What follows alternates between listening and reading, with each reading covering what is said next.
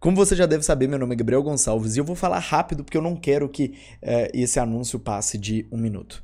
Então vamos lá. Eu tenho alguns recados importantes para dar antes do início desse podcast. O primeiro é a respeito dos patrocinadores do canal. Nós temos 2 patrocinadores hoje no canal e é importante salientar, antes de tudo, que eles não têm poder de decisão de pauta. Eu preciso que esse podcast tenha minha cara e que eu tenha escolha total e liberdade total para tratar qualquer tipo de assunto e convidar qualquer tipo de pessoa. Dito isso, é um prazer imenso anunciar a presença da InetVip Telecom como patrocinadora do canal. Ela é a primeira patrocinadora, a primeira apoiadora do projeto e eles são uma empresa de internet via fibra ótica que atende a região do Vetor Norte de Belo Horizonte. Então, se você está em alguma das cidades que englobam o Vetor Norte, entre em contato com eles porque é uma internet de excelente qualidade e excelente atendimento ao cliente. Em segundo lugar, eu gostaria de falar sobre a mais nova patrocinadora do canal, a empresa de cafés Três Corações. É um prazer imenso ter essa empresa enorme aqui patrocinando e apoiando o projeto, disponibilizando cápsulas de café para os nossos convidados e, enfim, tornando toda essa conversa, todo esse bate-papo um pouco melhor, um pouco mais agradável e com esse gostinho gostoso de café Três Corações. E o terceiro eu gostaria de falar com você.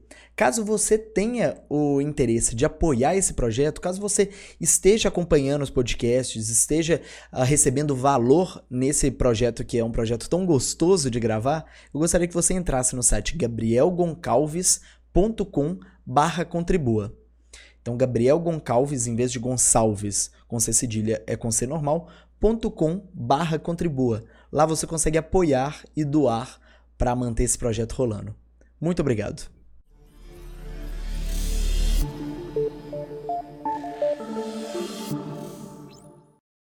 Olá a todos, seja bem-vindo para mais um episódio do podcast Gabriel Gonçalves Live. Hoje com a presença ilustre da Franciele Sena, coordenadora do Cotemig Startups. Tudo bem, Franciele? Tudo ótimo, e você, Gabriel? Joia. A gente não conversou disso, normalmente a gente começa, assim como foram os últimos podcasts, a gente começa contando um pouquinho da história, compartilhando um pouquinho da sua história. Mas hoje eu tô querendo propor de uma maneira diferente. Vamos começar com esse projeto. Vamos começar com o Cotemig Startups. Como que surgiu essa ideia? Bom, para começo de conversa eu não sabia, né? Não era o meu objetivo chegar ali. Então, meu objetivo era desenvolver um negócio.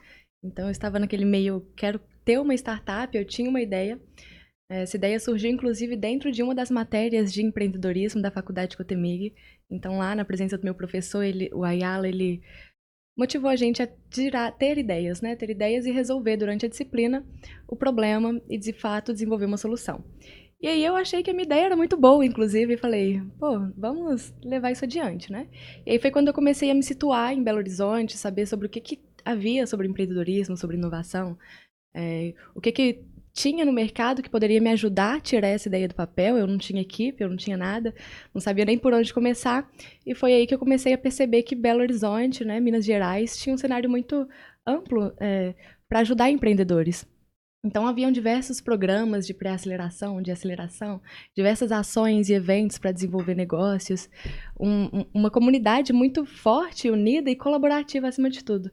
E eu me encantei com esse universo, me inscrevi para um programa de pré-aceleração, falei, para o estágio que eu estou hoje, né, da minha ideia, me cabe um programa de pré-aceleração, e fui, e para minha infelicidade eu não fui aceita. Então foi o primeiro não que eu tive e eu fiquei muito decepcionada, porque para mim minha ideia era incrível, todo mundo falava bem dela. E não fui selecionado, mas aí eu não desisti, me inscrevi de novo, e mais uma vez eu não fui selecionada para o projeto. E aí eu comecei a ir por trás, né? Vamos ver como é que funciona, qual que é a base de um programa de pré-aceleração, o que tem por trás, que metodologia que eles utilizam, quais livros a galera lê. E aí eu comecei a, de fato, me desenvolver nessa área e percebi que o problema não era o meu problema. Eram diversos problemas, diversas pessoas que compartilhavam desse mesmo problema do que eu. Então, eu tinha uma vontade, né, que eu falo que é o passo inicial, é quando você tem uma ideia e tem aquele fator diferencial que é a motivação. Eu estava motivada, eu queria fazer acontecer, mas eu não sabia como que eu ia fazer acontecer. E aí, sem saber por onde começar a startup, eu decidi não começar a startup e decidi começar um movimento para ajudar pessoas que estavam perdidas como eu. E peguei e fiz participei de um outro projeto, um projeto menor de desenvolvimento de negócio. Já fui pegando algumas bases, fui para a comunidade, pedi ajuda a muitas pessoas da comunidade. Então, desenhei a primeira versão, assim, no papel, caneta, o que seria a metodologia do programa. E foi aí que tudo começou. E foi aí que eu tive essa motivação. Falei, quero ajudar outras pessoas e eu quero desenvolver o meu próprio negócio e eu quero desenvolver o negócio dos outros também. Então, a ideia surgiu aí. Quando eu não fui selecionada, quando eu busquei aprender o porquê que né, eu não fui selecionada e o que eles esperam, o que eles fazem. E foi aí que eu fui descobrindo, né, de fato, o que é esse universo. Que fantástico. Você poderia compartilhar qual que era a sua ideia inicial de negócios? Bom, E você recebeu algum feedback nesse Sim. programa de pré-aceleração? Por que eles não te aceitaram? Qual que era a minha ideia? Minha ideia, o nome era iSpeed, e a ideia inicial, a primeira, né, era ter internet compartilhada. Uhum. Então eu via que muitas pessoas não queriam pagar um plano de internet.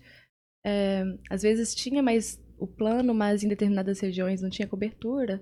Enfim. Isso internet residencial, cabo? Não, celular, mobile. Entendi. E aí eu pensei, por que hoje eu tenho um roteador na minha casa, não fico em casa, eu pago a internet e não utilizo a internet, eu fico mais fora. Por que eu não ganho dinheiro com essa internet que eu já pago, né? Então, já tinha desenvolvido um HubSpot, que é um softwarezinho que você consegue compartilhar a sua internet com outros celulares e afins. E aí, basicamente, eu coloquei um software de pagamento, né, de integração de pagamento, então a pessoa, para acessar a minha internet, ela tinha que pagar lá 25 centavos por minuto por que for. Exatamente. E aí, nessa ponta, quem tinha internet ociosa em casa teria uma renda extra e quem não tem internet poderia acessar em qualquer lugar. E um desastre, né? Porque existem diversas legislações que impedem eu de vender a minha internet, que inclusive eu compro de alguém. Bom, mas enfim, essa era a minha ideia. Quando eu não disse, mas é uma boa ideia. Assim, sim, o problema legislativo ele é um pouco duvidoso, porque assim, o Uber também, quando surgiu, tinha um monte de problema legal. Mas é uma boa ideia. Assim, eu precisaria captar muito investimento para brigar, né? Queimar dinheiro igual o Uber faz. Mas enfim, e aí eu fui...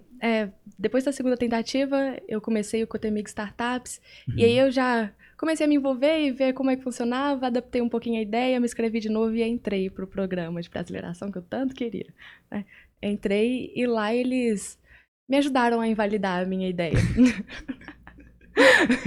Me mostraram o caminho para me descobrir que não tem mercado, então vamos deixar para lá. Acabou que eu pivotei, né? O pivotar é quando você percebe que tá errado, você aprende com o mercado, descobrir que não é assim, então eu vou lá e mudo e tento de novo. Então eu pivotei 1, 2, 3, e aí essa é uma etapa que eu costumo falar também, que é uma etapa no desenvolvimento de negócio que tem mais mortalidade. Quando você começa a pivotar, ou seja, mudar, você testou, viu que não é isso, testou, viu que não é isso, testou, viu que não é isso, uma hora você desmotiva. Né? E aí que tá a diferença de quem vai pra frente. Os que não desistem, eles uma hora encontram a solução. Agora, quem, igual eu, lá na época, falei assim, gente, não quero mexer com ele. Vamos deixar o speed pra lá, galera, muito obrigada. Né? Agradecer a equipe. Foi um bom projeto. Hoje, um dos envolvidos que estavam lá comigo deu continuidade. Então, construiu algo diferente, muito pivotado. outro negócio, né? Mas que a base foi isso. Então, quando a gente faz algo, na verdade, a gente nunca faz em vão, né? Foi um grande passo na minha jornada ter tido essa ideia da iSpeed, ter desenvolvido. E antes disso, em 2014, eu já tinha tentado e fracassado mais uma vez. Então, os fracassos fazem parte e é o que faz a gente crescer e aprender também. Sem dúvida. Faz parte desse feedback, né, natural do ser humano. Da gente se envolver pro projeto, apaixonar pelo projeto, errar várias vezes e aprender naquilo, né? Exatamente. Independente se o projeto deu continuidade ou não. Exatamente. É engraçado, você está falando sobre errar. Hoje eu gosto muito da Monja Coen. Eu vi uma frase dela que é interessante, que fala que a gente não aprende errando. A gente aprende consertando o erro. Você pode repetir o erro diversas vezes, né? Sim. A definição de insanidade, essa do Einstein. Repetir várias vezes Como é que é? A definição de ansiedade é fazer várias vezes a mesma coisa esperando resultados diferentes. Então é bem isso, a gente tem que fazer, errar e corrigir o erro. E esse é o processo de aprendizado, Exato. né, na E eu verdade. imagino que durante o processo de criação do Cotemig Startups, tiveram vários erros que aconteceram aí. Nossa. Compartilha pra gente um pouco de como que foi Meu Deus. isso, criar o Cotemig Startups. Pra Criar um processo de pré-aceleração dentro de uma instituição que já tem mais de 20 anos de atuação, no caso da Faculdade Cotemig, que eu imagino que tenha já uma estrutura interna muito bem sólida, e aí vocês ali meio que hackeando o sistema e criando uma coisa totalmente diferente. Essa palavra eu gosto de hackear, porque foi basicamente isso mesmo. O que acontece, né? Eu estudei no Colégio Cotemig, e em 2012, 2014 eu estudei no Colégio Cotemig, e lá, para concluir o curso, a gente tem que fazer uma matéria, que na época chamava PCC. Na faculdade é o TCC, no colégio era o PCC, que era o Projeto de Conclusão de Curso. Então, basicamente, você tinha que, em um ano, pensar em uma solução e desenvolver. Como é um colégio técnico, né, focado em TI, em desenvolvimento de software, o que era avaliado era, de fato, código. Então, o processo era, em um ano, você vai codificar, você vai criar código, você vai criar um software, e no final a gente vai avaliar o produto. E eu achava interessante, inclusive foi aí que eu tive meu primeiro erro no empreendedorismo, né, a minha primeira quebra, quando eu tentei pela primeira vez empreender, que eu aproveitei essa matéria e falei, já que eu tenho que desenvolver um produto, vamos desenvolver um produto que vá me servir para algo, né? Então já abro uma empresa, saio aqui do colégio, já começo a empreender e passei um ano desenvolvendo código. E no final do processo, que eu tava com um produto redondo, bonitinho, sem erro nenhum, testado, lindo, em produção, eu cheguei e fui pra feira, né, apresentar esse projeto. Tinha a Tecnofeira, que é uma feira organizada pelo Cotemig, onde os alunos expõem os projetos. Cheguei e fiquei super feliz, recebi vários feedbacks, voltei pra casa. Falei, agora eu tô rica, né? Porque com 17 anos, 18 anos, agora eu já tenho um negócio pronto, agora é só vender. E foi aí que eu fui fazer a primeira busca no Google sobre concorrente. Em um ano eu codifiquei, mas eu não tive coragem de pesquisar sobre qual era a minha concorrência, sobre qual era o meu mercado, nem nada disso. E foi aí que eu percebi que já existia o Jus Brasil, fazia algo muito semelhante do que eu. Recentemente eu até encontrei com o dono e ele falou que bom que você desistiu da ideia. Mas enfim, não tinha mercado, né? A ideia inicial... Até tinha mercado, né? Só não tinha... não era o mercado livre, né? Exatamente. Tinha concorrente forte. Não só a concorrência, não tinha mercado. Quem estava atuando nessa área percebia, não tem mercado. Sim. Eu não vendo, não sai. Não sai. Entendi. E realmente, hoje, parando pra pensar, não faz sentido mesmo. Mas na época eu não entendia nada Qual que era a ideia? A ideia era uma rede social para advogados. Então você poderia encontrar advogados na rede social, mas não faz sentido. Você busca em outros lugares hoje, você não vai baixar um aplicativo para procurar um advogado. Eu tenho uma história muito semelhante a isso, muito semelhante mesmo, que parece, enfim, parece até loucura. Mas eu fiz técnico em informática no Coltec. E no último ano a gente também tinha que programar um projeto. Eu esqueci até o nome da matéria, mas, enfim, era alguma coisa parecida com PCC. Mas a gente tinha que programar esse projeto, era em Java na época, e todo mundo, historicamente, todo mundo que forma informática faz um joguinho. E aí, assim, é livre, você escolhe o que você vai fazer, tem ali alguns requisitos, tem que ter... você tem que mexer com a banco de dados, você tem que fazer X, Y, Z, enfim. E eu fui o único que não fiz um jogo. Eu também tive essa ideia de tentar fazer alguma coisa que eu pudesse vender depois. E foi um total fracasso. Eu fiz um sistema de gestão de empresa, ou seja, eu, além de não olhar se tinha concorrente, eu tô fazendo a coisa mais antiga que existe em toda a computação. Mas um sistema de gerenciamento de estoque e gerenciamento de vendas para ponto comercial. Mas o diferencial do meu sistema é que ele era incrivelmente simples, sem complicação de receita, enfim, de outras coisas que o sistema pegava. E o interessante dele é que ele soltava tudo que vendia, ele imprimia muito fácil todos os dados internos para serem analisados. Mas também nunca consegui fazer nada com isso. Assim. Pois é, e aí foi justamente aí, por causa desse meu problema, por causa do seu problema. E 2 anos depois eu estava lá na YSpeed, inserida no ambiente de inovação, conhecendo o ecossistema de startups, de empreendedorismo. E aí eu trouxe esse questionamento para dentro do Cotemig. Eu falei, vocês têm a faca Vocês têm o queijo na mão, né? A parte mais cara hoje de qualquer empresa, de qualquer startup, é encontrar um desenvolvedor e vocês estão com 3.000 desenvolvedores aqui. E coloca eles para desenvolver produto, mas não coloca eles para desenvolver negócios. Uhum. Então, se a gente aproveitar para desenvolver negócios, esse trem vai para frente. E aí eu questionei através de um professor meu. Então, eu fiz esse questionamento pro professor. Esse professor, ele levou isso para a diretora. E a minha sorte foi que, na época, a diretora era super aberta para esses novos desafios e empreendedorismo, inovação. Ela já tinha trabalhado com alguns projetos. E ela pegou e me desafiou. Falou, então faz acontecer, já que, né, a pessoa que traz a crítica, ela tem que trazer a solução. E aí chegou para mim esse desafio. Faz acontecer aqui dentro. E foi aí que eu lembro que eu liguei para um... Inclusive, um dos meus ex-sócios, né?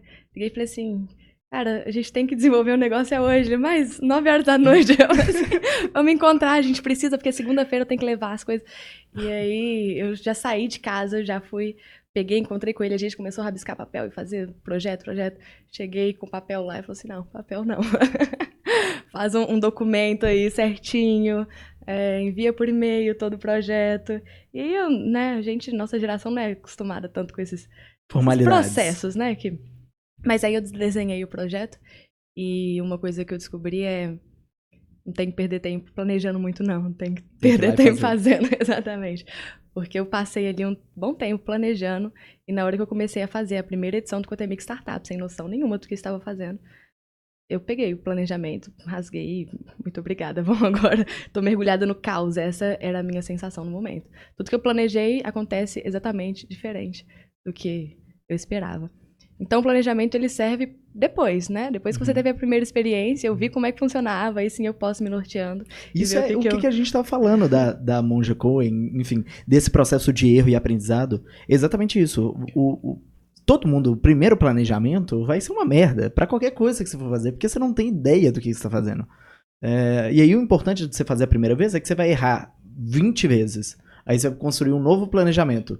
Aí dessas 20 vezes, na segunda vez, você vai errar 5. Aí você vai construir um novo planejamento. E aí você vai corrigindo, né, os erros dentro desse tipo de planejamento. O planejamento é muito menos sobre tentar fazer algo sem erro, e muito mais sobre corrigir os erros passados. Exatamente. E tem que errar mesmo, esse é o processo. Eu descobri na vida que a vida é corrigir erros e resolver problemas. Se você não estiver tendo que resolver problemas ou corrigir erros, significa que você não está fazendo o suficiente. E foi um desafio para mim aceitar isso, porque eu achava, eu tenho um perfil mais analítico, que para mim tem que estar tudo dentro dos meus conformes. E quando a coisa sai do planejado, né, aí eu começo a ter aquela sensação que eu te falei, que eu estou mergulhada no caos e eu não tenho controle nenhum sobre a situação. E eu descobri que as coisas saem daí mesmo, é do caos. Quando você se mergulha, se joga e aprende nesse processo. E aí você me perguntou quais foram os desafios iniciais, né? Esse foi um dos desafios.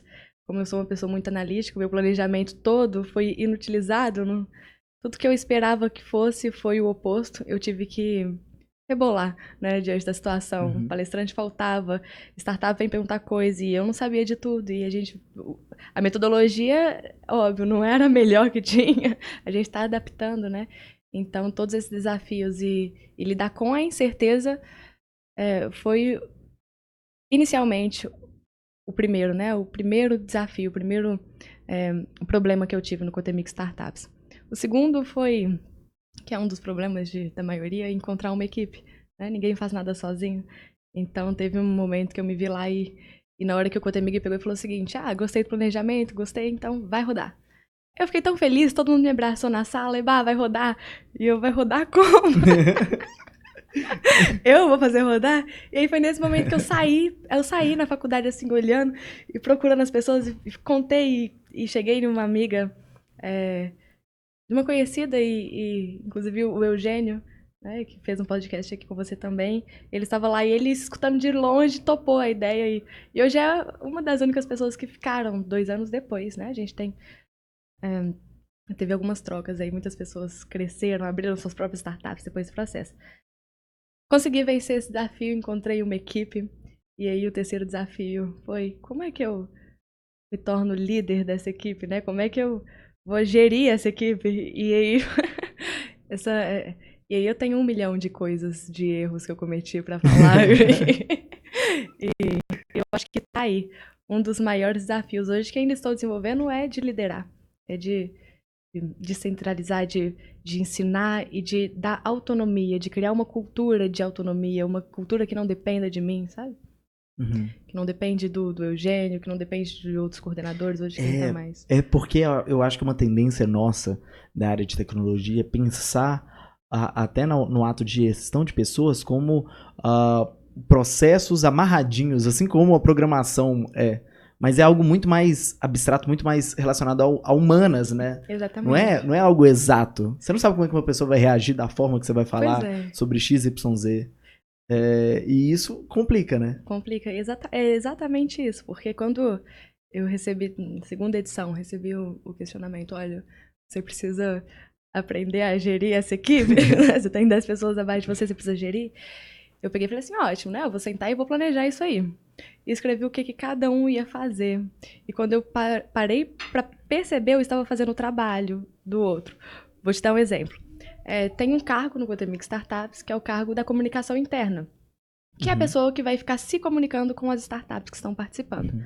Então ele tem que falar, olha, hoje tem evento, você tem que responder isso, tem que fazer aquilo. Comunicar internamente.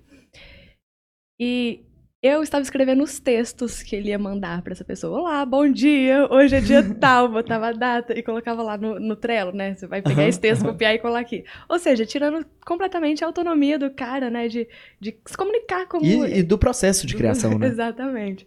Então, isso para mim tem sido muito desafiador, deixar para o outro, explorar a criatividade do outro e não ficar presa nas minhas regras, né? Como eu disse, eu sou muito analítica, então se foge do que eu planejei, assim, é a sensação de mergulhar no caos. E que inclusive falei que eu estou adorando, que é aí que eu estou aprendendo. Eu vejo muito essa dualidade entre ordem e caos. Às vezes a gente precisa de uma certa ordenação, mas esse toque de caos, esse toque de tipo assim, putz, eu não sei como que eu vou resolver esse problema, eu tenho meia hora para resolver porque, enfim, o palestrante faltou, eu preciso colocar alguma coisa aqui. É uma das coisas que normalmente empurra a gente para frente. Exatamente. É onde você costuma dar saltos. Uhum. Agora também não dá pra gente ficar, tipo, 20 anos da nossa vida mergulhados completamente em caos. Precisa ter uma certa ordenação aí. Exatamente. Eu costumo falar que o empreendedor ele tem que estar mergulhado no caos, mas ele tem que saber exatamente onde ele está. E onde que ele quer chegar. E de onde que ele saiu. Então, essa trajetória macro, né? Ela tem que estar clara. Mas a micro não planeja demais, não, porque vai ser imprevistos e é um cenário de completa incerteza. Então, aí, no micro, a gente mergulha no caos diário, né? No caos diário, que a gente tem que resolver problemas e não pode tentar controlar demais. Mas no macro, a gente tem que saber onde é que nós estamos nesse momento e onde é que nós vamos daqui para lá. Então, beleza. Onde você está nesse momento, ficou claro. Você está como coordenadora do Cotemig Startups. Onde você quer chegar? Eu quero chegar em um momento onde eu desenvolvi tantos negócios que já virou natural para mim. A metodologia, não mais metodologia, né? O hábito de criar negócio. Eu quero ajudar a desenvolver negócios, eu quero desenvolver negócios que funcionem de fato. Então, eu quero olhar para trás e ver quantas pessoas eu colaborei e quantos negócios meus também eu consegui desenvolver com sucesso, sem errar tanto quanto eu errei no início. Então, meu objetivo é desenvolver negócios. E quero colocar cada vez mais pessoas envolvidas e cada vez mais negócios sendo criados e cada vez mais sucesso no empreendedorismo. Entendi. E quando que surgiu isso? Você tem isso desde criança? Essa veia empreendedora? Bom, como é que foi sua infância? Na verdade, a gente não percebe que a gente tem até a gente parar para pensar, né? Esses dias eu estava planejando uma palestra e aí eu falei, vou falar um pouquinho da minha história e comecei a pensar onde é que o empreendedorismo surgiu, né, na minha vida. Meus pais, eles têm negócios, cada um na sua área. Minha mãe tinha uma fábrica de EVA. Já viu aquele material? EVA. E eu era criança, não tinha nem um pouco de tecnologia, toda a gestão, fluxo de caixa era feito no caderno. E eu vi aquilo e eu queria mudar, né? Então, tinha um computador lá em casa e E eu peguei o fluxo de caixa da minha mãe e levei pro Excel. E aí a gente começou a trabalhar ali. E mais adiante eu cadastrei lá no Google My Business, né? Hoje é a página dela, cadastrei há 10 anos atrás. E aí eu fui pensando em otimizar processos. Então, não é muito do empreender, mas sim, eu tenho uma facilidade de visualizar o problema e tenho uma motivação a mais para resolver o problema. Então, ali naquele ambiente da empresa da minha mãe, eu comecei a melhorar aqueles processos. Depois ela decidiu fechar e tudo mais. Mas, e isso veio me acompanhando. Eu fui parar para pensar, teve uma empresa que eu trabalhei, também o meu primeiro estágio, inclusive, consegui lá através do Cotemig, em tecnologia. E o primeiro estágio de TI é suporte, né? E eu ficava lá numa salinha com outras 10 pessoas. Meu computador não tá ligando. Exatamente. Então... Sei muito bem como é que é isso. Meu computador não tá ligando, o monitor não tá funcionando. Exatamente. Então eu ficava na sala, eu e outras 10 pessoas de TI, e a gente prestava suporte pra galera que trabalhava na empresa, né? A empresa tinha 100 funcionários, e máquinas antigas e funcionários que não tinham muito conhecimento com tecnologia. Então, chamado chegava, a internet sumiu. Eles chegava lá o ícone do Explorer, que era o Explorer que eles usavam, tinha sido deletado. Então eram problemas assim, e problemas que a gente ficava o dia inteiro lá. E eu falei, gente, é muito simples você ensinar algumas coisas, determinadas coisas são muito simples. E a pessoa que tá lá do outro lado, ela pode fazer, ela não precisa abrir um chamado, ligar para eu ir lá, trazer um ícone de novo para a área de trabalho dela. E aí eu comecei quieta, na minha, calada, desenvolver. Um software, estava aprendendo um framework em PHP que chamava Wii, eu falei assim, vamos aproveitar, vamos desenvolver. Desenvolvi uma intranet lá para essa empresa. Na brincadeira, desenvolvi e comecei a cadastrar as dúvidas mais frequentes. Então, dúvida frequente, resposta. Como é que resolve? Dúvida frequente, resposta. Empolguei com isso, levei para casa, saí do trabalho, ficava mexendo nisso. E aí um dia eu fui apresentar, né, para a empresa. E eles gostaram muito, e isso resolveu muito o problema. Foi incrível, porque no começo as pessoas elas tinham o hábito de ligar, então elas não tinham o hábito de entrar na intranet para resolver o problema. Então, o trabalho que a gente teve foi mais de mudar esse hábito de para de pegar no telefone e começa a aprender por conta própria, né? Começa a ler aqui. E aí, quando isso mudou, quando as pessoas pararam de ligar e começaram a acessar a intranet, foi impressionante porque ela não tinha que entrar toda vez. Na hora que ela aprendia uma vez, para avisar os problemas básicos. Então, os problemas começaram a, de fato, acabar. Se ela aprendia como resolver, ela aprendia como não fazer o problema acontecer também.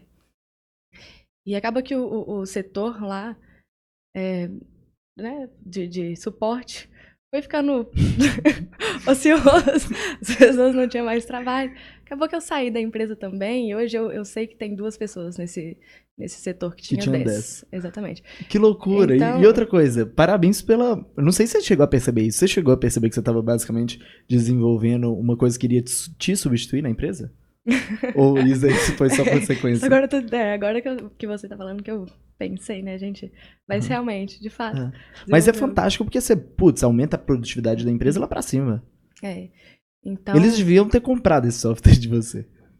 Se eu tivesse um pouco mais... Eu tinha 16 anos na época, né? Se eu tivesse um pouco mais de conhecimento... 16 anos? 16 isso? anos. Que legal, que legal. E aí você perguntou de onde que veio o empreendedorismo. Eu acho que na verdade, ser empreendedor não é só ter um CNPJ, ter uma empresa, né? É onde você está, como é que você pode melhorar, como é que você pode empreender ali dentro. É algo como um comportamento. É um comportamento. Então, acredito que... Né, dei aí 2 exemplos, 2 situações da minha vida.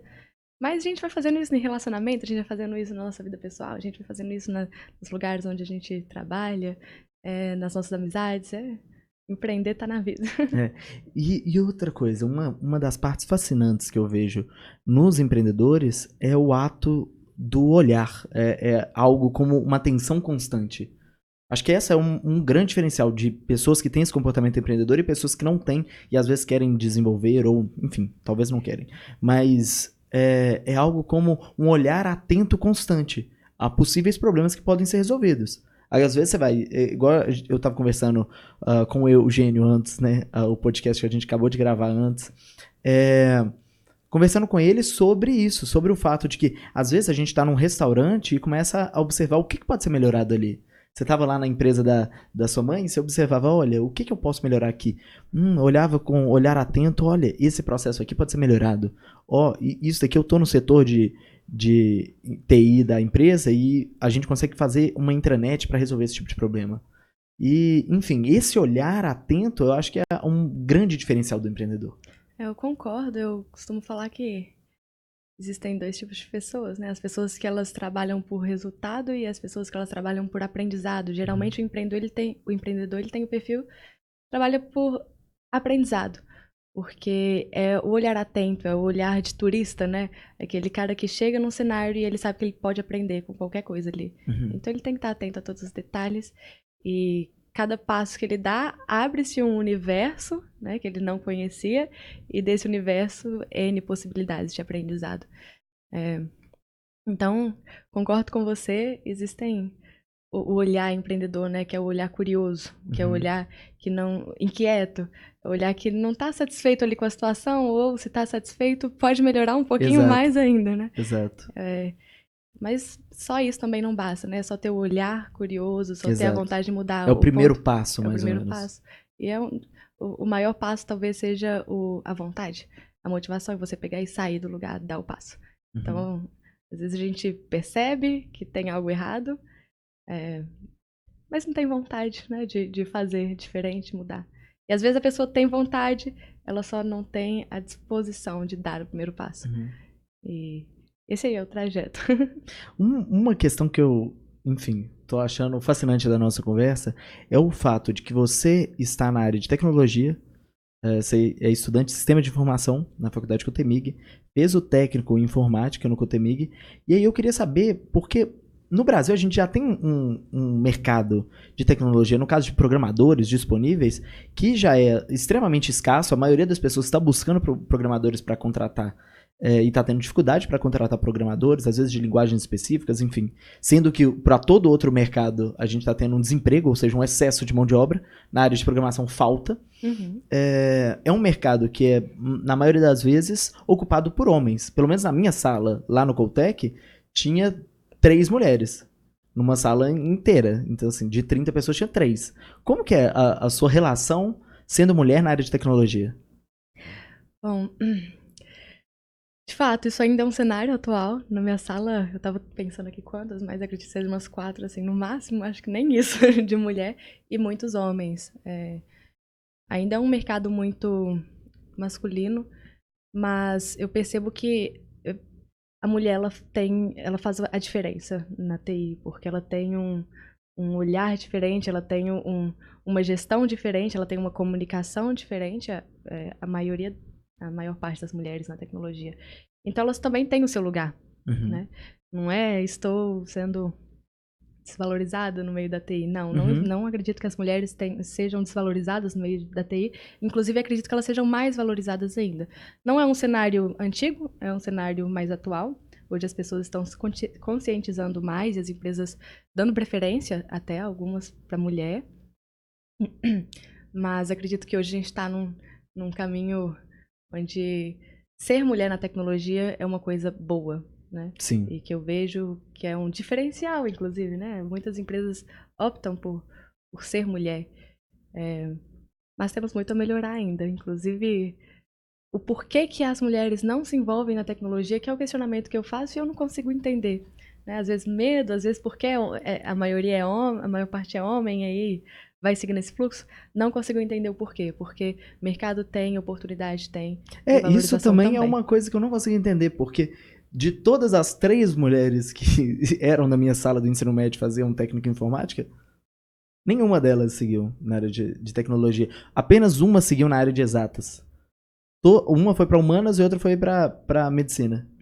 Engraçado, né? E só uma foi para exatas, tá fazendo engenharia agora. Eu acho isso engraçado, eu não consigo achar essa resposta diretamente. Eu não tenho essa resposta, né? Mas eu já incentivo mulheres, venham para tecnologia, porque aqui tem um mercado amplo e muita oportunidade. Aliás, qualquer pessoa que você quer estar empregado, vamos para tecnologia, porque, enfim, é um mercado que que tá crescendo muito, tá sendo promissor e tá precisando de profissional, né? Exatamente. De maneira geral. Nossa, o que eu recebo todos os dias de vagas de TI, tem alguém para indicar, tem alguém para indicar. É uma demanda muito grande. E os programadores, eles estão escolhendo onde que eles trabalham. Basicamente, isso que está acontecendo. Exato. Porque hoje eu chego com uma proposta melhor para um cara empregado, ele vai querer a proposta melhor. Então, ele pode escolher exatamente onde que ele quer trabalhar. E olha, a maior parte já não quer trabalhar em empresa também, não. Quer trabalhar de casa, quer trabalhar de um cowork, quer trabalhar em qualquer lugar, quer ir para a praia, quer ter essa flexibilidade de horário. E hoje a TI está em posição de escolher também não só onde, mas como eu vou trabalhar para essa empresa. E as empresas estão abertas para esse tipo de negociação também, porque elas sabem que a empresa que não entendeu hoje que ela precisa da TI, essa empresa não vai sobreviver no mercado nos próximos anos. É a segunda fase, né, desse grande desenvolvimento. A primeira a gente tem hoje, né, um monte de empresa que tem base tecnológica forte. Então Google, Facebook, Amazon. São empresas que a base delas, do funcionamento delas é tecnológica. Agora essa segunda fase é a fase da transformação digital. São as empresas que já são tradicionais, já têm uma estrutura funcionando. Às vezes o negócio delas não são de base tecnológica, mas eles conseguem um crescimento muito grande quando eles vão lá e se plugam na internet, vamos dizer assim. É o caso, a gente tem em BH, né, o caso do Banco Inter. Exatamente. Que durante anos era o banco intermédio, mexia basicamente com financiamento imobiliário, e aí na hora que eles conseguiram... Digitalizou, né? Exato. Passaram pela transformação digital, conseguiram um crescimento exponencial aí, né? Valendo hoje, acho que é 10 bi de reais. Um valor enorme. Exatamente. Agora, a gente estava falando de empresas de tecnologia. Ontem eu estava passando, né, pelo feed de notícias e eu fui ver a atualização das marcas mais valiosas de 2019 e as 5 primeiras são de tecnologia, seguida pela Coca-Cola. E aí depois volta a tecnologia. E eu fiquei impressionada como é que em poucos anos o mercado muda tanto e hoje a gente tem Apple, a gente tem Microsoft, a gente tem Google como uma das empresas mais valiosas, das marcas, né, mais valiosas do mundo. E são empresas de tecnologia. Não só marcas, né? As empresas também, as 5 mais valiosas do mundo são os... Eles falam os cavaleiros do apocalipse, né? Que é o Facebook, Google, a Amazon, Microsoft e Apple. Todas as 5, assim, com exceção da Apple e da Microsoft, as últimas 3 foram fundadas nos últimos 25 anos. Pois é. E quantas empresas não morreram desde então, né? É muito louco isso, pensar isso. Eu tava vendo, parece que não é de hoje, mas hoje tem uma profundidade muito maior. Mas parece que há 200 anos, 150 anos mais ou menos, tem essa média de 30 anos é a duração das 500, do tempo que as maiores empresas do mundo se mantêm no topo. O tempo de vida delas é em média de 30 anos. O que levanta o questionamento, daqui a 30 anos, quais vão ser as empresas que vão ocupar os lugares dessas? E se vão, né? Porque, por exemplo, a Kodak era uma empresa enorme, caiu e hoje, enfim, anunciou falência, acho que em 2012. Agora, a diferença dela é que ela parou de inovar. O que a gente vê nas empresas de tecnologia hoje é que elas continuam inovando. Exatamente. Eu acredito que o que vai ditar o sucesso ou não, né, o fracasso ou não de uma empresa é a capacidade dela de entender muito bem o seu cliente e entregar o que o cliente quer, porque não são as empresas que estão mudando, são as pessoas e a exigência do consumidor que muda. Então, se eu sou uma empresa que estou atenta ao meu mercado, eu sei que meu mercado não quer mais isso e melhora o meu processo, aí sim eu consigo sobreviver. O problema da Kodak foi justamente isso. Eles falaram, não... As pessoas não querem foto digital, elas querem fotos impressas e elas querem colocar isso num álbum, elas querem, nas reuniões de família, mostrar esse álbum para as pessoas. Ou seja, as pessoas elas não querem fotos digitais. As pessoas querem impressas. Ou seja, não entender o consumidor que fez ela quebrar. Da mesma forma, o Airbnb está matando a hotelaria? De forma alguma. A hotelaria que não está entendendo quem que é o cliente dela e chega alguém que entende melhor e vai lá e pega o seu lugar, né? O Uber matou os táxis? De forma alguma. Foi o taxista, por não estar interessado em entender o que o seu cliente queria, onde é que ele enxergava valor.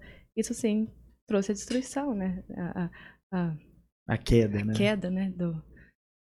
Enfim, então E aí você me falou um dado de 30 anos aí das empresas, e eu me questiono, será que uma empresa vai conseguir ficar 30 anos na liderança também? Porque a velocidade das coisas tá absurda atualmente, né? Olha pra você ver, o rádio demorou pra atingir 50 milhões de usuários, demorou quase 40 anos. Agora o Angry Birds, que é aquele joguinho, em 35 dias os caras conseguiram atingir 50 milhões de usuários. E E hoje, né, um tempinho depois, já ninguém mais tem o Angry Birds instalado no celular. Então, o que a gente quer, o que a gente deixa de querer, é muito rápido. A gente não tem mais aquela fidelidade à marca igual a gente tinha. Olha, eu só compro dessa marca. Não, se alguém me oferecer alguma coisa melhor, muito Eu vou obrigado. mudar. A sociedade, de maneira geral, tá muito mais fluida pra esse tipo de coisa, né? Aberta, E a né? gente tá querendo inovação o tempo inteiro. Eu acho que isso também é outra questão. É, é engraçado, porque eu vejo que no longo prazo, vamos colocar assim, longo prazo, 15 anos pra cima, eu acho que todo mundo tá subestimando a tecnologia. Ou seja, qualquer pessoa que tá fazendo previsão para daqui a 15 anos, 20 anos, provavelmente vai errar para baixo, sabe? O crescimento tecnológico vai ser muito maior. E a gente superestima o poder da tecnologia nos últimos 5 anos. Todo mundo acha que daqui a 5 anos vai ter, enfim, sei lá, carro voador. Não vou dar esse exemplo, mas até o próprio carro autônomo. Ah, vai chegar no Brasil daqui a 5 anos, a gente vai ter carro autônomo distribuído. Talvez esse não vai ser o caso, eu acho que isso é superestimado. Mas quando você coloca previsões de 15 anos, aí a gente está subestimando. Eu acho que o ser humano, nosso cérebro não funciona para ver crescimento exponencial. A gente não consegue entender como é que o crescimento exponencial funciona, como é que vão ser esses próximos passos. Exatamente. A gente tem um pensamento muito linear, né? O crescimento ele é gradativo e quando a curva distorce demais, isso aí é mito. Mas, de fato, inclusive com a inteligência artificial, esses dias não me aprofundo muito no assunto, mas estava vendo alguns estudos e vi que em pouco tempo a capacidade da máquina vai, tipo assim, extrapolar a capacidade do homem de maneira irreversível. Ou seja, e aí? Agora, as máquinas sabem mais exponencialmente e a cada dia elas aprendem exponencialmente, enquanto nós, humanos, vamos aprendendo de maneira linear. Exato, exato. E aí que tá o problema, né? O problema, o que você fala que a gente não entende o que é exponencial, é porque de fato nós não pensamos de maneira exponencial. Nossa curva de aprendizado ela não é exponencial. Nosso desenvolvimento não é exponencial. Empresas a gente tem conseguido algumas fazer crescimento exponencial, máquinas, robôs, código, software também, mas nós não somos. Então, óbvio, estamos construindo algo melhores do que nós. E aí começa a vir várias questões, né? Que é. Você estava falando disso, de alcançar o poder computacional da mente humana. Se não me engano, um processador, a quantidade de cálculos que um processador consegue fazer por segundo, vai alcançar a nossa capacidade de processamento do córtex pré-frontal em 2023. Eu posso estar errado nisso, provavelmente estarei, mas é por volta de 2023, de um ser humano. Agora, o absurdo vai ser em 2045, que é quando seguindo a lei de Moore, né, a curva de crescimento dos processadores, em 2045 a gente vai atingir, a máquina vai conseguir fazer a mesma quantidade de cálculos que toda a humanidade juntas. E aí vira um mega de um problema, porque, enfim, como... São tantos problemas que é difícil até de formular. Exatamente. Tipo, como que a gente se organiza na nossa sociedade? A inteligência artificial vai substituir a gente? Tipo assim, que dúvida, que tipo de trabalho a gente vai ter? Eu tinha lido, eu tava com esse questionamento há um tempo atrás, e aí eu comecei a pesquisar o que a gente vai fazer, né? O que vai ser da humanidade. E aí teve um autor que escreveu que o ser humano ele vai ter que aprimorar a capacidade de resolver problemas. Então aí que tá o ponto, né? E problemas complexos, porque os problemas simples e comuns a máquina vai resolver, assim, muito rápido. Mas aí eu me questiono, se na minha capacidade um problema é complexo, tem uma máquina com uma capacidade muito melhor do que a minha, para ela o problema vai ser simples. Então, qual o nível de complexidade que eu tenho que começar a desenvolver para resolver esse problema, né? Então, falar de futuro, o que vai ser, eu realmente não sou a pessoa certa, porque eu acredito em tudo. E acredito que muita coisa vai acontecer e o que vai acontecer não chega a passar pela nossa capacidade de aprendizado. Por exemplo, se perguntasse para Ford, Ford perguntasse para as pessoas o que elas queriam naquela época, era cavalos mais velozes e não carros, né? Então, hoje, para eu falar o que a gente vai ter no futuro, pode ser algo que nem passou pela minha mente, nem passou pela sua, então... É algo como saber a pergunta certa. Toda vez que você está pensando em alguma coisa desse tipo, a minha dificuldade é de formular a pergunta certa. Porque ter respostas para as perguntas é uma coisa que às vezes a gente consegue de maneira meio intuitiva, assim, meio com chute e tal. Mas quando você pergunta a pergunta certa, aí você chega no cerne da questão. E isso é difícil. A gente está falando da duração das empresas. Isso é uma coisa interessante. A gente comentou aqui da Kodak, outro exemplo que é sempre colocado, que são meio esses clichês na área de tecnologia, né? A Kodak, a Blockbuster é outra que é sempre colocada. Bom, ele segue um ciclo muito próximo, que aí tem a ver com o que eu vou te perguntar. Mas para explicar para o ouvinte, o ciclo dessas empresas que caem, como que funciona? Existe duas regras de distribuição, que é a mais comum, né? A distribuição de Pareto, que é uma minoria tem resultado extremo, a maioria não tem nada. Segue uma curva exponencial, né? Você tem pouca gente com muito e muita gente com nada. E aí, um tipo de distribuição de Pareto é a lei de Price. A distribuição de Pareto normalmente é caracterizada como regra 80-20. Você já chegou a ouvir ela? Não. 80% aliás, 20% das tarefas que você for fazer na sua empresa, por exemplo, lá no Cotemig Startups, por exemplo, o projeto que você coordena, 20% das tarefas vão te dar 80% dos resultados. E é assim como comumente é traduzido a distribuição de Pareto. Então, a minoria das tarefas vai te trazer a maior parte dos resultados. O restante dos resultados, os últimos 20% de resultados ali, você vai precisar de fazer 80% do trabalho. Enfim, e aí isso é utilizado comumente no desenvolvimento de projeto. Mas você pode utilizar essa regra para várias coisas. Por exemplo, um exemplo que eu sempre uso, que sempre explode a cabeça das pessoas, e explodiu a minha demais quando eu ouvi pela primeira vez. Quantas músicas você acha que tem aproximadamente na internet disponíveis para download? Não faço a mínima ideia, mas muitas. Muitas. Chuta. Milhões. Tava na casa de milhões. Quantos milhões? Você sabe a resposta? Sei. Tá. Então, 60 milhões? Pessoa que chegou mais perto, assim, das últimas que eu perguntei. Esse dado é de 2016. Hoje já deve estar bem mais. Mas, se não me engano, são 80 milhões. Dessas 80 milhões de músicas disponíveis para download na internet, quantas você acha que foram baixadas 0 vezes? Nem a mãe do cara baixou. Das 80 milhões. 80 milhões, assim. Uns 50 milhões? Bem próximo também. É 70 milhões. Foram baixadas 0 vezes. É absurdo. É absurdo. Isso você tem em qualquer área criativa. Você tem, sei lá, a grande maioria dos canais no YouTube não tem visualização nenhuma. E você tem uma minoria que tem todas as visualizações. Mesma coisa no mercado da música, mesma coisa no mercado editorial. A maior parte dos livros que serão publicados, que foram publicados, nunca foram lidos e nunca serão lidos por ninguém.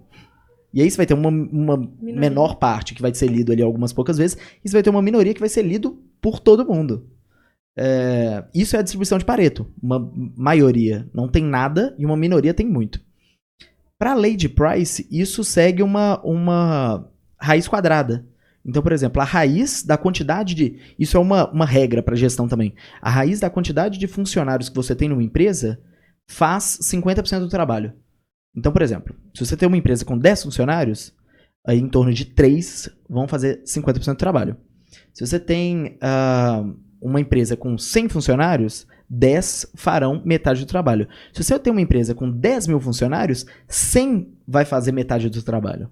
E aí o problema dessas empresas, tipo Blockbuster, a própria Kodak, é que você tem empresas com, vamos colocar aí, 10 mil funcionários, muito mais que isso, às vezes milhões de funcionários. 180 mil funcionários, pá. Você tem essa quantidade e aí eles passam por uma dificuldade financeira. E aí tem que demitir. E aí, o que frequentemente acontece é que eles demitem as pessoas erradas. As pessoas que fazem essa parte, os 50% do trabalho. Que normalmente são pessoas que têm traço criativo. Criatividade é uma puta de uma dificuldade pra você medir. Você não sabe como dentro de uma estrutura organizacional você vai medir o nível de criatividade de um funcionário. E aí a pergunta que eu faço pra você são duas. A primeira, você se considera uma pessoa criativa? E a segunda, como que vocês, no processo de aceleração, medem a criatividade das empresas que vocês estão levando lá pra dentro. Que é uma puta de uma dificuldade. Exatamente. Bom, considero uma pessoa criativa. Acho que criatividade é desenvolvida, né? Quando a gente começa a fazer e surge a necessidade de ser criativo, então você vai aprender a ser criativo. E a gente ensina isso para as startups dessa forma. Então, ser criativo na verdade, ser inovador, né? Vamos lá. Entender o cenário atual e fazer algo diferente. Então, o primeiro passo no Cotemig e startups que a gente faz para desenvolver esse processo é mergulhar as startups no cenário atual. Então, entenda o cenário atual. Visualize o cenário atual, veja o que acontece, veja como eles fazem, vejam por que eles não fazem determinadas tarefas, por que eles fazem determinadas ações. E aí sim você começa a pensar em algo diferente. E aí tem etapas bem definidas no projeto, a etapa que a gente chama de descoberta, que é onde eles saem de dentro do Cotemig e eles vão para o mercado. Então tem gente que fica hospedada dentro de empresa, que é o cliente deles, tem gente que fica fazendo entrevista na rua, tem gente que fica descobrindo. Então, descubra o mercado, descubra o seu cenário, e aí sim você volta para casa e começa a ser criativo e pensar em como você vai mudar aquilo ali. Então... É meio que uma criatividade orientada. Mas eu também não acredito muito que a gente possa nascer já criativo. Eu acho que são tudo estímulos. Tem pessoas que conseguem ser mais criativas, mais jovens, mas eu acho que isso está muito relacionado com a criação também. Pais que falam, vai, erra, porque nós estamos aqui para te ajudar a consertar, desenvolvem empreendedores. Pais muito super protetores que falam, olha, é assim, você tem que fazer assim, não falo porque... Envolve pessoas que não têm capacidade, né, não têm vontade de pensar diferente, de fazer algo além do que ela já tem ali. Então, que nasce eu não acredito que nasça, mas acredito que todos os fatores desde o nosso nascimento vão influenciando para que a gente comece ou não a desenvolver a criatividade. E você foi uma pessoa que teve esse desenvolvimento? Acredito que sim. Minha mãe ela sempre deixou eu quebrar a cara, ela me orientava, mas não me privava, sabe? Entendi. Eu não faria isso, mas você quer fazer, vai lá. E eu sempre queria, né, pra descobrir o porquê que ela não queria fazer. E acabava voltando, quebrava a cara. Mas é assim que se aprende. Então, acredito que minha mãe tem grande participação, né, na minha capacidade. Como que na prática ela fazia isso acontecer? Fiquei curioso agora. Bom, cozinha é um exemplo legal, né? Eu sempre, no começo, meus pratos eram muito ruins, meu arroz empapado, minha comida, porque eu sempre achava que podia ser diferente aquilo ali. Ela assim que você tem que fazer, esse é os passos. Mas e se eu jogar um trem aqui? Ela falou assim, não vai dar certo. Mas ela falava assim, você não vai fazer isso, não. Ela deixava. Então, um exemplo é na própria cozinha, quando ela deixava. Mais jovem ainda, quando a gente está no colégio, né, e a gente tem uma maneira certa de fazer o para casa, um horário certo de estudar, um lugar certo de fazer as coisas, ela nunca me colocou esses limites. Lá, você quer estudar em determinado horário, ok, você sabe da sua tarefa.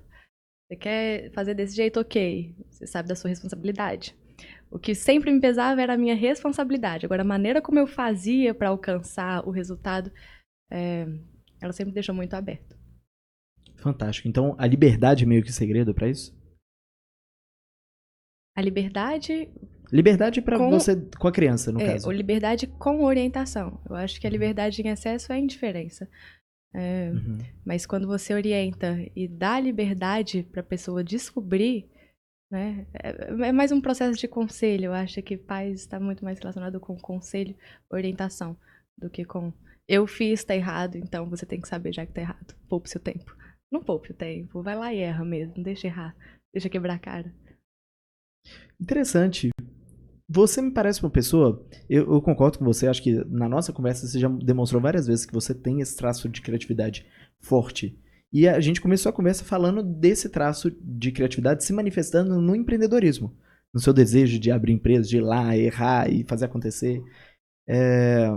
Qual que foi a primeira atividade empreendedora que você teve? Primeira vez que você foi empreendedora assim na sua vida? Eu lembro. Minha mãe tinha um EVA. Eu tinha uma fábrica de EVA e eu era muito jovem, eu tinha uns 8 anos. E eu lembro que eu reuni o pessoal do meu bairro e falei, vamos vender esse trem pra gente ter um dinheirinho aqui pra gente comprar pirulito, bala, que for, né? Tenha. Então, eu levei tão a sério aquilo, que eu lembro claramente de como é que foi, de eu planejando, de eu chegando, encontrando com o pessoal, e uns, né, não tava nem aí, os outros, não, vamos mesmo. E aí a gente saiu batendo na porta da nossa vizinhança, a gente pegou o EVA, fez florzinha, fez coraçãozinho, fez enfeites, de fato, com aquilo, artesanato, e começamos a vender. Muito jovem, né, e eu achei, é claro, no outro dia eu já deixei pra lá e voltei a brincar, mas isso marcou muito, porque eu queria fazer alguma coisa ali e fiz alguma coisa ali, mesmo que durante 2 dias apenas, sabe? Então essa, acredito que foi a minha primeira atitude, assim, empreendedora. Usar os recursos que tem pra fazer algo que não está sendo feito. E como que vai ser? São os seus planos pros próximos anos? Você tá com esse projeto? De quanto tempo? Eu já chego. Você tá nesse projeto do Cotemig Startups, isso tá ganhando um peso, uma musculatura bem interessante. Quais que são os próximos passos aí pros próximos, sei lá, 3, 5 anos? 3, 5 anos. Bom, planejamento próximo, né? A minha ideia com o Cotemig Startups é sair, tirar de mim e deixar pro outro, né? Eu acredito que tudo que a gente cria, a gente tem que criar, já sabendo o dia que a gente chega e o dia que a gente sai e como que aquilo sobrevive, sem a nossa presença. Então, de um tempo pra cá, com muita ajuda dos gestores do Cotemig, dos diretores e de todo mundo, a gente tá descentralizando. Eu tenho umas pessoas bem legais pra te apresentar. Que ótimo, então pode. Bem legal mesmo. Tem uma empreendedora que chama Denise. Ela é a fundadora da comunidade de startups chamada Cardume em Itabira.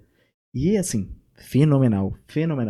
E ela teve essa dificuldade. Ela acabou de passar por esse processo de, tipo, passar o bastão, Exatamente. deixar outras pessoas desenvolver aquilo, colocar o holofote em outras pessoas também, né? Porque é esse processo de você meio que desligar e deixar funcionar. Exatamente. Então, quando eu falo, né, sair, não é sair de fato, mas tirar de mim a obrigação daquilo funcionar e daquilo dar certo, porque o projeto, quando ele se prende a uma pessoa, ele tem prazo de validade, né? Ele morre em algum momento. Agora, quando ele é autossustentável, que você consegue criar algo que seja multidisciplinar e que todos tenham uma autonomia para fazer acontecer, aí a gente consegue criar comunidades e comunidades fazem a diferença. Então, meu objetivo para os próximos 2 anos, né? Nem tanto 5, é primeiro descentralizar e conseguir ver isso de longe acontecendo, inclusive muito melhor do que eu consegui fazer. Então eu vejo que hoje eu cheguei no nível que, ok, eu preciso de pessoas melhores do que eu aqui agora, entendeu? Eu preciso de gente melhor do que eu. E na minha parte técnica, né, nos próximos 5 anos eu quero desenvolver muito a parte da TI também, de desenvolvimento. E comecei esse projeto já tem uns 2 meses, muito pouco, que eu voltei a me inserir na tecnologia e entender de fato, né, as coisas e quero nos próximos 5 anos desenvolver bastante essa capacidade técnica minha. Isso é interessante, é uma área que eu gostaria de ter mantido o desenvolvimento. Desde que eu formei no ensino médio, eu não toco em uma linha de código. Nada. E eu acho que, bom, o mais importante dessa área de tecnologia, na minha opinião, não sei se você compartilha disso, que é a visão, o pensamento computacional. A visão de você entender aqueles processos e como que eles funcionam.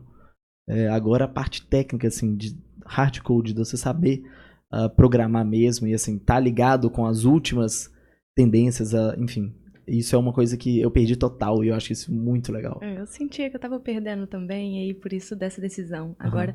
Mas o que eu vejo de mais interessante na TI é porque tudo na vida a gente tem que fazer, já sabendo onde é que isso vai me levar e pra que eu estou fazendo isso agora, né? A TI, ela me obriga a sentar na cadeira e resolver problema durante 6, 8 horas, porque você não senta no computador e vai fazendo as coisas automáticas, você vai resolver problema o dia inteiro. E aí você tem que aprender a gostar de resolver problema. E aí quando a gente sai da TI pro mundo real, vamos dizer assim, né? A gente tem muito mais capacidade ou muito mais vontade de aceitar os problemas e perceber que tem solução. Então gosto da TI por causa disso também. Acho que ela me agrega na minha vontade, na minha percepção de resolução de problemas. Bacana. E como que a gente... Bom, no podcast com o Eugênio, a gente conversou um pouco sobre o tanto que é importante a programação ser introduzida numa idade mais cedo. na própria educação. Como que você acha que essa questão que é mais ou menos o que tá na superfície, aliás, em profundidade de tudo que a gente está conversando, é isso, né? A habilidade de resolver problema. Como que a gente consegue colocar isso, ensinar isso para a população? Você acha que a gente consegue? Eu não tenho nem ideia, assim. Bom, acredito que desafiando, né? Acredito que quando você desafia, aí você coloca o outro à prova e o outro ele tem que dar um passinho, ele tem que se movimentar, ele tem que sair do quentinho. E a gente só consegue ter problemas para resolver na hora que a gente se movimenta e se abre para os problemas. Se você permanece parado, intacto, com a sua rotina lá, é tão fácil viver assim. Claro, você não vai ter muitos problemas mesmo. Mas se a gente não tem muito problema, a gente também não tem muito aprendizado, porque para resolver o problema você precisa aprender algo novo. E aí, quando você aprende algo novo, é aquela questão, um outro universo se abre e você tem outros N problemas com N coisas para serem resolvidas. Então, quando a gente fala de como é que a gente vai desenvolver isso na sociedade, vamos colocar assim, adultos, jovens, é mais dela, né? A pessoa entender que ela tem que sair do lugar e que ela tem que fazer alguma coisa. Né? Eu parei pra fazer isso recentemente porque eu tava me sentindo, eu já tô muito confortável aqui, já sei fazer os processos, eu preciso de um trem que eu não saiba fazer, de uma coisa que eu não saiba. Alguma coisa nova. Nova. E aí eu conversei com hoje pra onde eu tô prestando serviço de TI e falei, olha, tem 3 anos que eu não desenvolvo, eu preciso de um lugar que eu possa aprender. E nos primeiros dias eu queria já desistir, porque eu já não sabia nada. Imagina, a pessoa te passa uma demanda de desenvolvimento, você não sabe desenvolver, ou você não lembra. Então isso foi me desafiando, e aí eu fui aprendendo a resolver os problemas. Agora, quando a gente fala, como é que a gente vai construir uma sociedade que esteja mais capaz de resolver problemas, né, da menor parte, eu vejo que é você desafiando também, só que aí já não parte da iniciativa própria, eu vou me desafiar. É você como professor, você como pai, você como líder de crianças, né, e adolescentes, você engajar, você desafiar elas, colocar elas num cenário desafiador, colocar elas num cenário onde elas têm que tomar decisão, onde não é só sentar na cadeira e pronto, olhar pra frente e trabalhar daquela forma. Não, é um cenário onde que ela possa aprender, que ela possa ter a liberdade de errar, porque o problema de não querer errar é porque a gente não foi ensinado que errar é correto. Errar é errado. A palavra já traz o próprio significado, errar é errado. Mas, na verdade, o errar ele é necessário. Então, a gente tem que parar com as nossas crianças, com os nossos adolescentes, de privar eles dos erros, né? Então, deixar ele errar. Como é que a gente vai traduzir isso em algo mais prático? Não sei. Talvez dando opção de escolha dentro das salas de aula, o que eles estudam, o que eles fazem, como eles resolvem determinados problemas. Não ensinando a fórmula, mas fazendo eles descobrirem, chegarem na fórmula. Então, fazendo as perguntas certas, né, como você disse, aprendendo a fazer as perguntas certas. Sim. E aí eu já vou emendar isso numa outra pergunta. Você acha que é possível ensinar empreendedorismo para as pessoas dentro de uma sala de aula? Eu acho que tudo é possível ser ensinado e que ninguém nasce com dom, sabe? Eu acho que tudo é desenvolvido. E empreendedorismo também.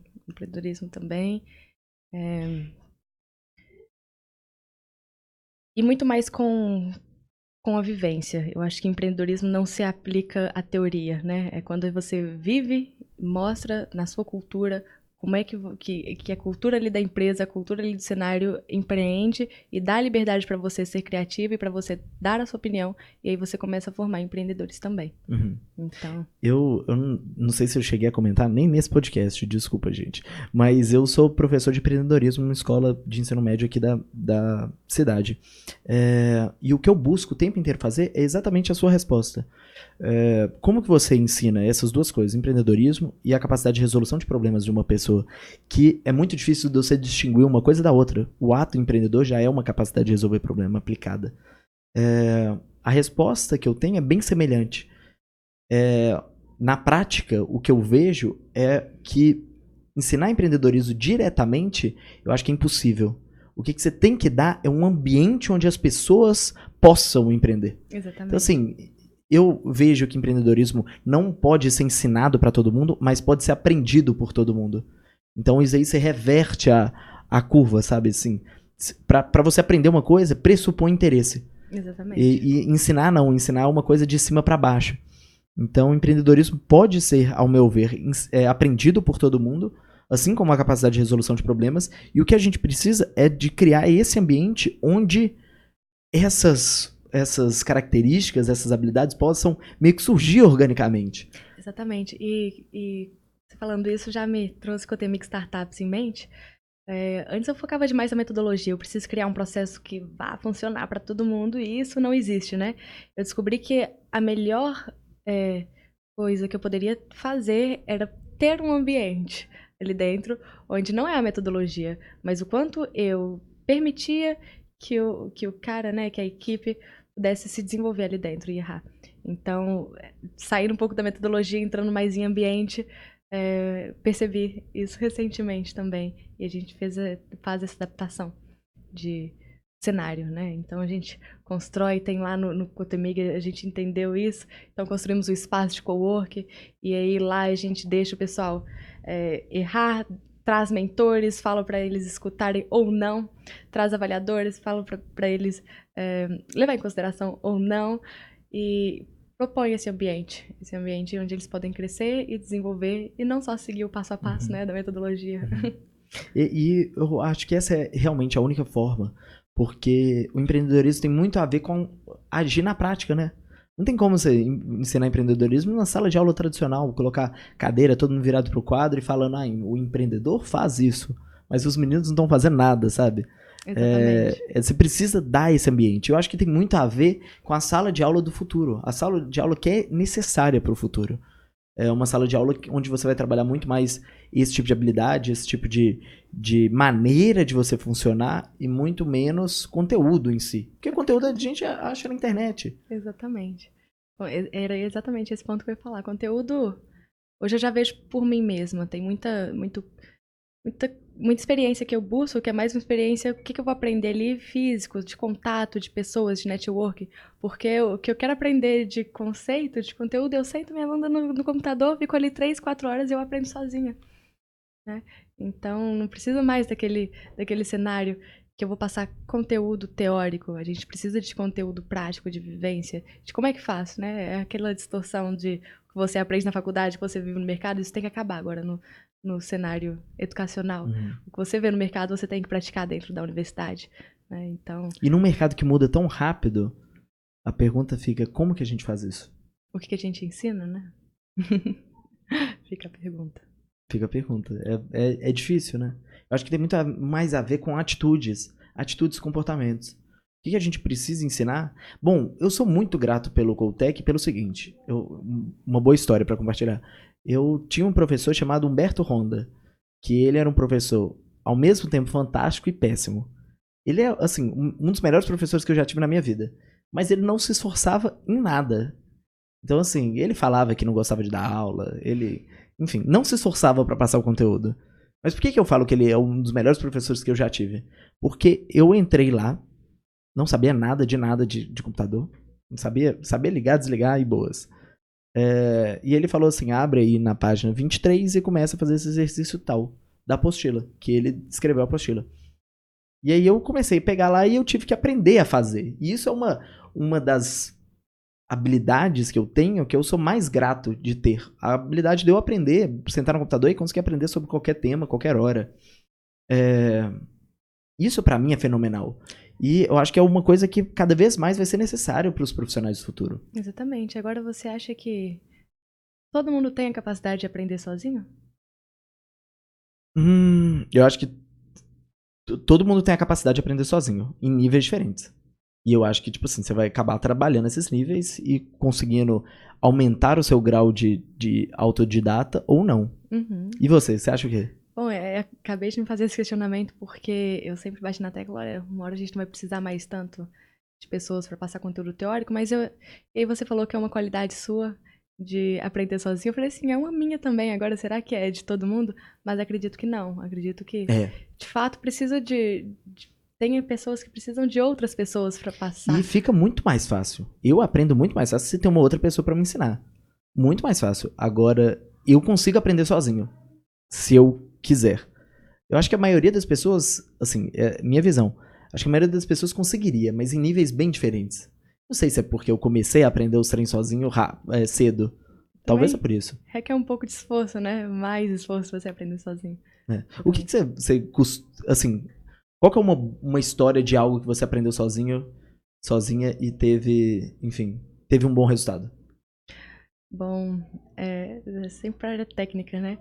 Aprendi marketing e tal sozinha, aprendi otimização de site, SEO, ranqueamento no Google sozinho. Então, foi conteúdos assim que a gente vai desenvolvendo, eu sempre desenvolvi site, software, e aí eu fui aprendendo e agregou muito, porque hoje a gente vende um projeto tem muito mais valor um projeto que tem essas outras qualidades, né?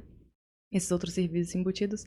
E na verdade, a maior parte das coisas que que eu vou aprendendo é sozinho mesmo e para agregar no que outros já me ensinaram. Então, aprendi com você algo, o restante que eu vou agregando ali, eu vou aprendendo sozinho. Uhum. Na parte de TI, tem muito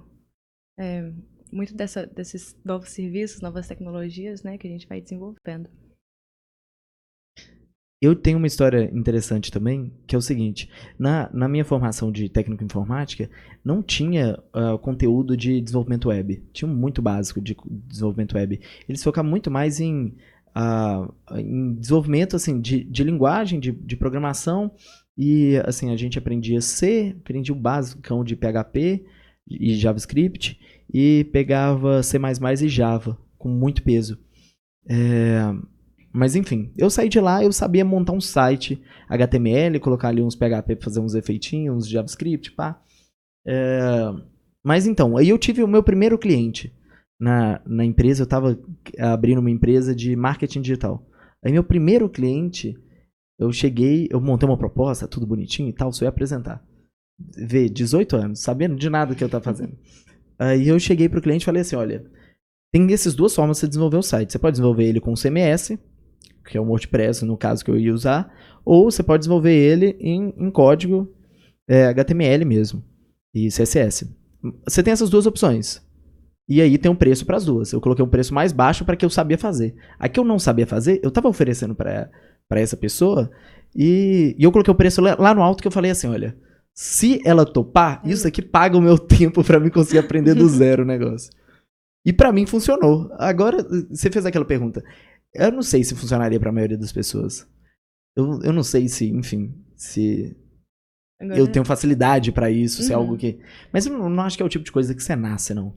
Não, acho que nada a gente nasce, a gente vai desenvolvendo. Agora, esse ponto que você falou é interessante, porque a maior parte das coisas eu aprendi na necessidade de aprender também. Não foi, tô aqui à toa e vou aprender agora a desenvolver. E um fator que me motiva muito é vender. Entrou dinheiro, agora eu entrego. Então fica tinha muito fácil, disso, né? Também. Primeiro aplicativo mobile que eu vendi, eu não sabia desenvolver. Mas no final eu tive que aprender a entregar. É ótimo, porque dá uma sensação de urgência exatamente. Muito grande. Preciso aprender isso agora. Exatamente. Então é uma boa técnica, né? Tática. Se quer aprender algo novo, vai lá e vende. Entendi. Ótimo. Eu concordo. Você vai ser obrigado de alguma forma a fazer isso acontecer. Se obrigue.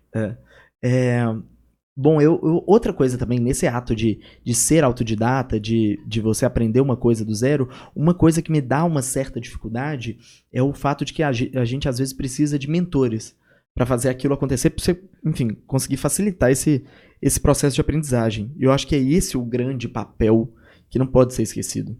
Quando a gente aprende sozinho, às vezes parece algo trivial, é só você abrir uns vídeos na internet e tal, mas tem um processo de aprendizado 1 a 1 que acelera demais o processo. Exatamente, acelera muito.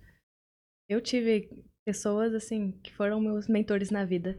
São pessoas muito claras, né, que foram essenciais na minha trajetória, que quando eu tava lá começando a aprender, a gente fica perdido, né, no universo de conhecimento, você tá lá aprendendo tópicos. E aí o mentor, ele chega pra te direcionar, olha, aprende nesse caminho que você vai mais longe. Exato. Porque senão a gente perde tempo indo ali, indo aqui. Aí a gente descobriu que o caminho tá se traçando. Aí vai lá, perde mais um pouquinho ali. Então, sim, o mentor é uma pessoa fundamental e que agradeço por ter tido alguns na minha vida me direcionaram bastante. Eu acho que esse direcionamento é essencial e acho que dos grandes valores é na parte de erro, de onde você vai errar naquele processo de aprendizado. Você vai conseguir acelerar o processo porque você não vai cometer os mesmos erros que, no caso, o mentor já cometeu. Exatamente. Aceleração mesmo, né? Exatamente. Que liga tudo, faz a volta completa de tudo que a gente está conversando. Agora, puxando mais para finalização, eu queria te fazer 2 perguntas. Primeira, qual que é o seu propósito? O meu propósito... Difícil, né? Difícil, né? Meu propósito é, de fato, desenvolver, né? Desenvolver pessoas, desenvolver negócios, me desenvolver, inclusive, né? O autoconhecimento.